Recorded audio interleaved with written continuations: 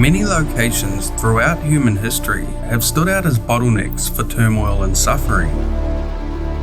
Be it through geographical significance or at the heavy hand of a dictator, very few have seen that suffering confined to an area of barely 18 acres, or roughly half the size of the Pentagon. The Italian island of Poveglia is situated in the Venetian lagoon just 2 miles from Venice, and for many years has been the focal point of stories that sound better suited to a horror movie than real life. There have been various estimations made as to how many people have perished on the island. Not one of them is less than 100,000. Some locals even speak of crude lobotomies being carried out on patients during the island's time as a psychiatric facility. With such extraordinary claims, I couldn't resist but dig deeper and find out if there is any truth to the horror stories, or if it is all just campfire tales and internet talk. Poveglia first appears in historical record in 421 AD, when people fleeing barbarian invasions on the mainland inhabited the island. By the 9th century, its population had grown significantly, and in the following centuries, it would continue to prosper.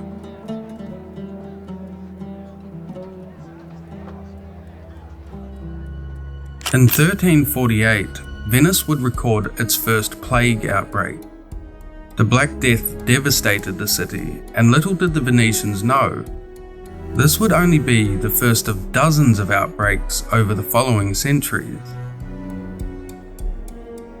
To make things worse, tensions had boiled over with their long-standing rivals Genoa, and in 1379 the city came under attack from the Genoan fleet.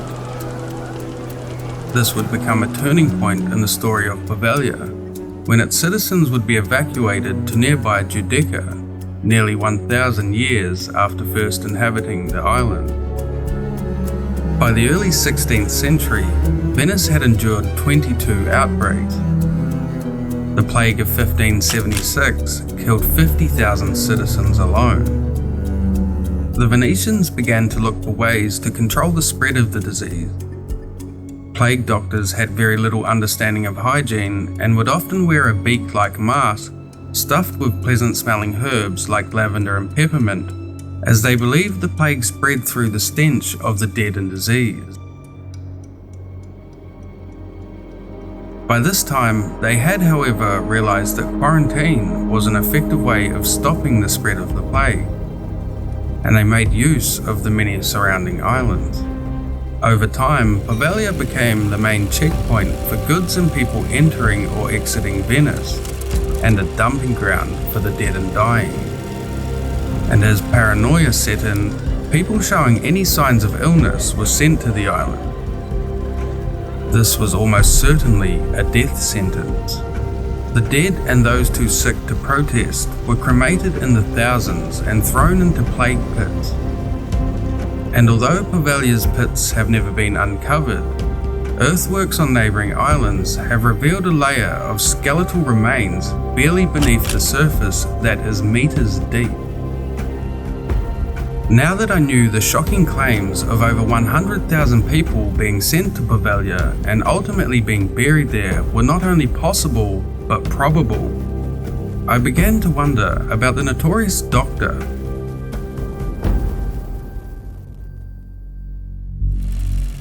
In 1922, the existing buildings on the island were converted into a mental asylum, and it is rumoured that the head doctor carried out cruel and painful experiments on his patients, before eventually being overcome with guilt and throwing himself from the bell tower and falling to his death.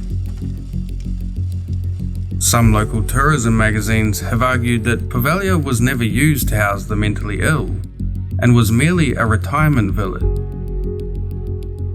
However, photographs from those brave enough to visit the island, which is now off limits to the public, show us that at least a section of the island was used to house the mentally ill. As for the Mad Doctor, no official record of him being on Poveglia exists, and although crude experiments were not unheard of at the time, unless more information is uncovered, it can only be considered speculation.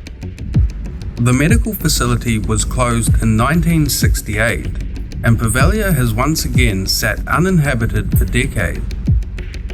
Many different proposals to redevelop the island have either been turned down or abandoned, and for now it is uncertain what lies ahead for the unsuspecting island in the Venetian lagoon.